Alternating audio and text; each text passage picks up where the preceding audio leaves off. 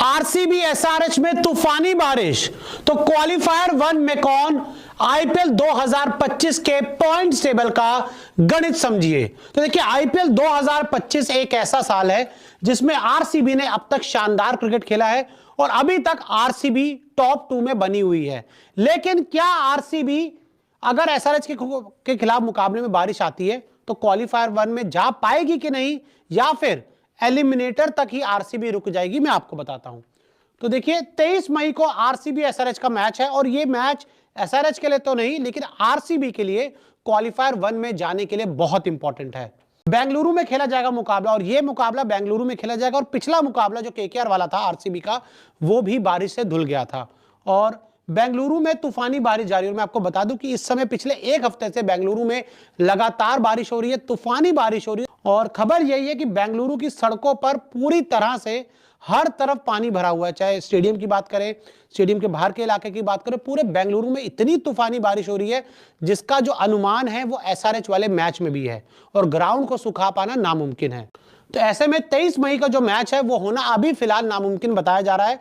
Match छोड़िए, एक गेंद भी इस मुकाबले की शायद ही हो पाए। जिस तरह से केकेआर वाला मैच रद्द हो गया था, उसी के एसआरएच वाले मैच के भी रद्द होने की संभावना है। तो अगर ये मैच रद्द हो जाता है तो क्या उसके बाद आरसीबी क्वालिफायर वन में जा पाएगी या फिर एलिमिनेटर में ही फंस जाएगी? आरसीबी के 12 मैच में 17 पॉइंट्स, और मैं आपको बता दूं कि इस समय आरसीबी 12 मैच खेल चुकी है और उसके फिलहाल 17 पॉइंट्स हैं।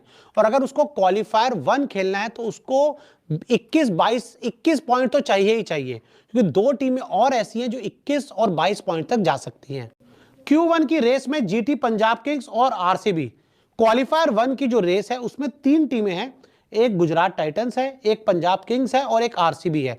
ये तीनों ही क्वालिफायर वन में जा सकती हैं। पंजाब किंग्स आरसीबी के 17-17 पॉइंट्स।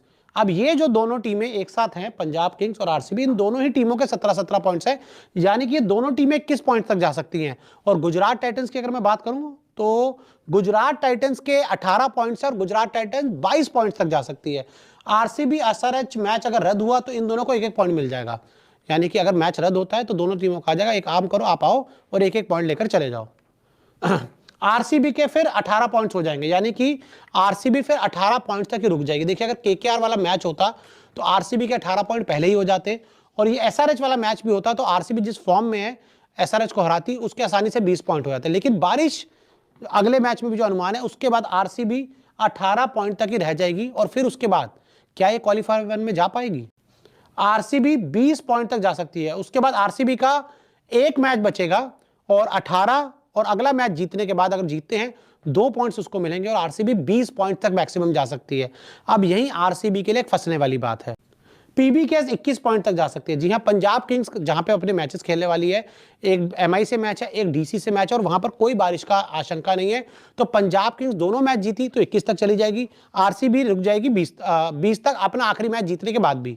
आरसीबी का क्वालिफायर वन खेलना मुश्किल हो जाएगा, क्योंकि अगर जीटी अपने दोनों मैच जीत गई तो बहुत आगे निकल जाएगी, उसके 22 पॉइंट्स हो जाएंगे। और अगर आपकी पंजाब किंग्स अपने दोनों मैच जीत गई, उसके 21 पॉइंट्स हो जाएंगे। और आरसीबी का एसआरएच वाला मैच रद्द हुआ, उसके 18 पॉइंट्स हो जाएंगे और आखिरी मैच जीते तो उसके 20 पॉइंट्स हो जाएंगे। तो ऐसे में आरसीबी चाह कर भी, अपना बेस्ट परफॉर्मेंस देकर भी नहीं पहुंच पाएगी क्वालिफायर वन में और वो फिर बाहर हो जाएगी। तो ऐसे में अगर आरसीबी को क्वालिफायर वन में जाना है तो उसे ये प्रार्थना करनी होगी कि भाई वो अपना आखिरी मैच तो जीत जाए और अगला मैच अगर बारिश से रद्द होता है तो 1 पॉइंट उसको मिल जाए, लेकिन पंजाब किंग्स अपने 2 में से 1 मुकाबला हार जाए।